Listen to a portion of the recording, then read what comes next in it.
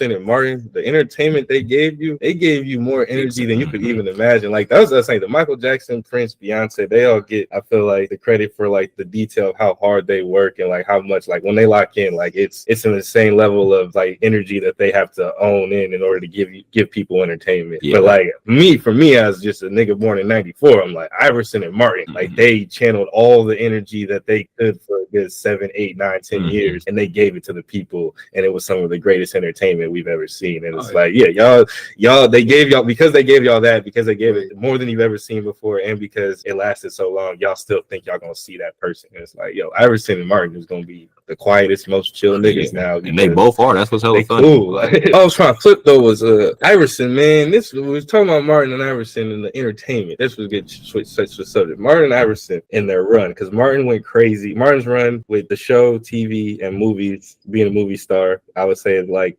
earliest you say is like early 90s to like 07, 08 is like his full run, his full like let's say like his NBA version of his career, where it's like this is like Martin, like his full run of like dominance. And like, but talk about Iverson, because this man was overworked, and people don't talk about. I feel like I see a lot of disrespect, new NBA fans. You know, I feel like I feel disrespected when people just talk about Iverson like he's a cultural icon and what his off the court impact, and people just talk about him that way. Like, y'all understand, in the most physical era of basketball ever, Allen Iverson played the most minutes in the entire NBA, and if he was injured, it did not matter. He still played the most minutes in the NBA, and he did not miss games. So whenever y'all want to talk about field goal percentage or stats and how all these guys these days can shoot better and they got good percentages and stuff like that, and Iverson's not efficient and stuff like that, like Iverson gave people entertainment, put his body on the line every night in a league that, and it wasn't his choice, you feel me? His coach played him 40 minutes a night, and his coach won Coach of the Year doing this. He was one of the best coaches of all time, but this was just the strategy. Play him 40 minutes, give him the ball every single time, wear this nigga out,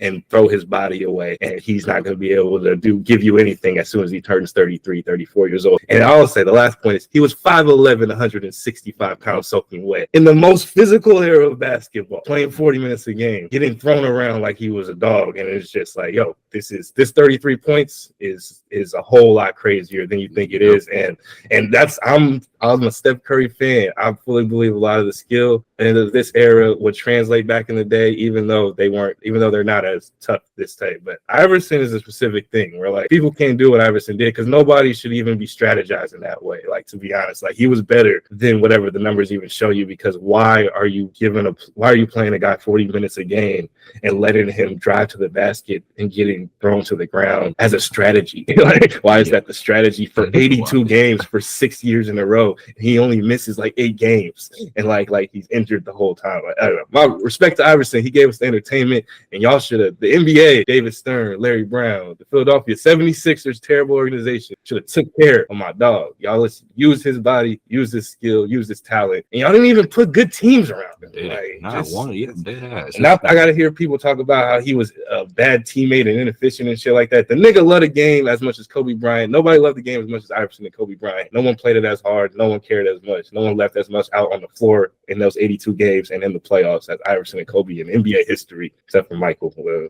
fuck that nigga. But hey, wait, Iverson left it all out there for y'all, and he had nobody. Mike MJ. Mike's crazy. Fuck man. Michael Jordan? Whoa. Hey, man, listen, he's crazy. It's crazy. All right, he's another level of crazy.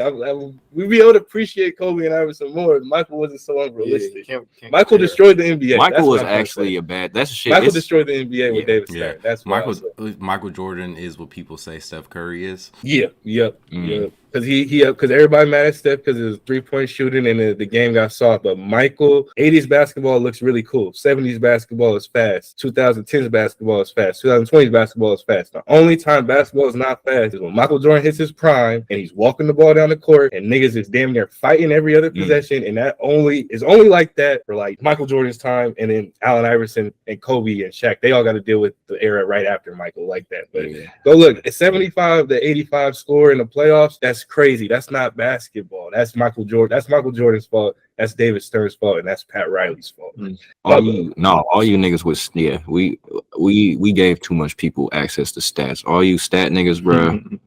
Everybody don't need access to these stats, bro. Especially if I'm you didn't tired of watch it. back then. 2000s, throw the stats away. 2000s, there ain't no stats. You just gotta go back and watch the 2000s year by year because it changes a lot. And niggas is just walking the ball down the court. Defensive rotation is crazy. Like, you just gotta go back and watch and like, what am I watching? Because niggas ain't rotating on defense. Niggas is leaving niggas wide open for threes. Niggas is over here breaking jump shots like you've never seen before. But there's also some really good hoop. Like, you just gotta go back and watch. It's just stats ain't gonna tell you nothing about 2003. Yeah. Ain't nothing. Jason Kidd, like, you have to go back and watch Jason Kidd. Like, You ain't even ever played competitive basketball in your life. I don't know if I want to hear you talk about stats either, bro. If you ain't played competitive basketball, I don't want stats to be. We could talk about basketball, but I don't want to talk stats with you as your main points if you never just start as a fun. Start with what? Yeah, I'll say if you never played, I would say start with the fun shit. Talk about the fun shit. What's fun? What are you picking up on that's fun to you first? Yeah. And then go like after you start learning how to do that, and then head to the stats if you want to back some shit up or start to like learn more. But like yeah, you don't need stats to just start picking up on like see what your brain picks up on when you watch. Mm-hmm. It's like if you never play competitive ball, just remember that. yeah, Just remember that. it's actually being out there.